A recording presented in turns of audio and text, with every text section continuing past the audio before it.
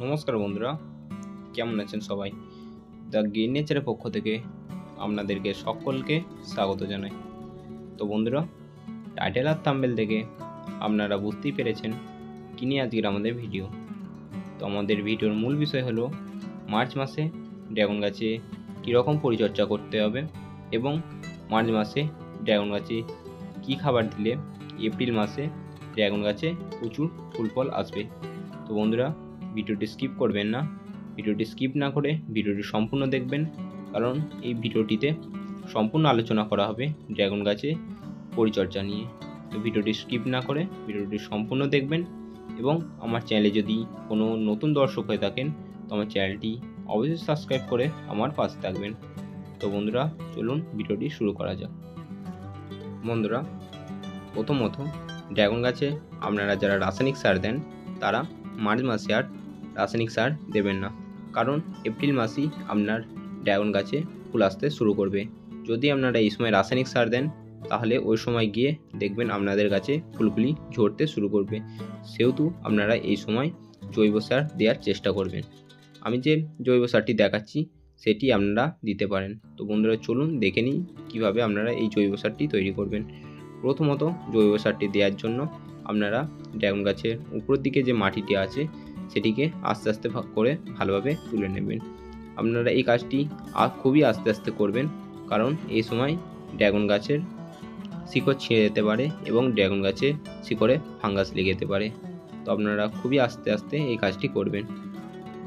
বন্ধুরা, ড্রাগন গাছ থেকে এভাবে মাটিটি তুলে নেওয়ার একটি কারণ, এভাবে মাটিটি তুলে নিলে কী হবে, আপনারা যে মাটিটি তুললেন তার উপরে আপনারা মিশ্র খাবারটি দিয়ে পুনরায় মাটিটিকে চাপা দিয়ে দেবেন। তাহলে কী হবে, বৃষ্টির কারণে কোনো রকম খাবার আপনার টবের বাইরে ধুয়ে বেরিয়ে যেতে পারবে না। বন্ধুরা, টবে যে এই খাবারটি আমি দিচ্ছি এটি হচ্ছে শুকনো চায়ের পাতা। চা করার পর আপনারা যে চায়ের লিকারটিকে ফেলে দেন, লিকারটিকে আপনারা ভালোভাবে পরিষ্কার জল দিয়ে ধুয়ে নেবেন এবং তারপর রোদে ভালোভাবে শুকিয়ে নেবেন। চায়ের পাতায় আছে এমন এমন গুণাগুণ যা আপনার গাছে প্রচুর ফুল ফল আনতে সাহায্য করবে। বন্ধুরা, দ্বিতীয় যে আমি খাবারটি দিলাম এটি হচ্ছে কলার খোসা। কলার খোসা আছে প্রচুর পরিমাণে পটাশিয়াম, যা আপনার গাছে অতিরিক্ত ফুল ফল ঝরে যেতে সাহায্য করবে। এবং আমি অল্প করে দিচ্ছি সরিষার খোল।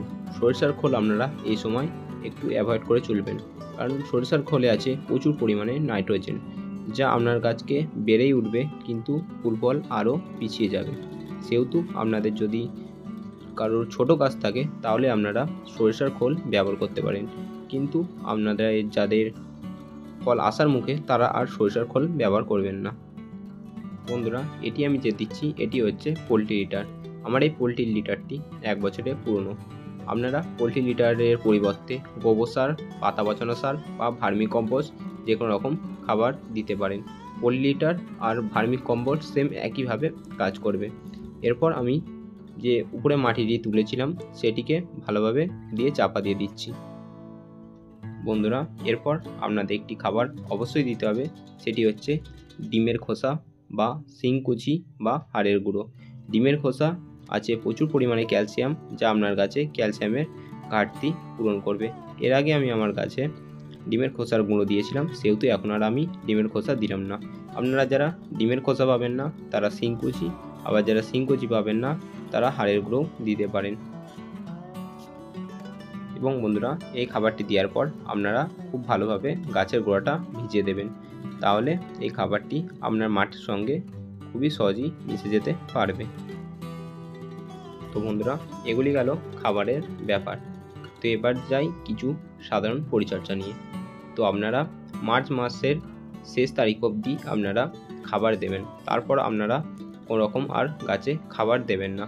আপনারা শুধু নিয়ম মেপে গাছে জল দিয়ে যাবেন, কারণ এপ্রিল মাস হচ্ছে ড্রাগন গাছে ফুল আসার সময়। তো আপনারা যদি ফুল আসাকালীন গাছে কোনো রকম খাবার দেন তাহলে আপনাদের গাছের ফুল ঝরতে শুরু করবে। সেহেতু আপনারা মার্চ মাসের পর আর আপনারা কোনো রকম খাবার দেবেন না। আর বন্ধুরা, আপনারা ড্রাগন গাছকে এমন জায়গায় রাখবেন যেখানে সকালে থেকে শুরু করে বিকেল পর্যন্ত যেন সেই জায়গায় টানা রোদ পায়। কমপক্ষে 6 থেকে 7 ঘন্টা যেন আপনার গাছে রৌদ্র পৌঁছায়, তাহলে আপনার গাছে খুবই সুন্দর ফুল ফল আসতে শুরু করবে।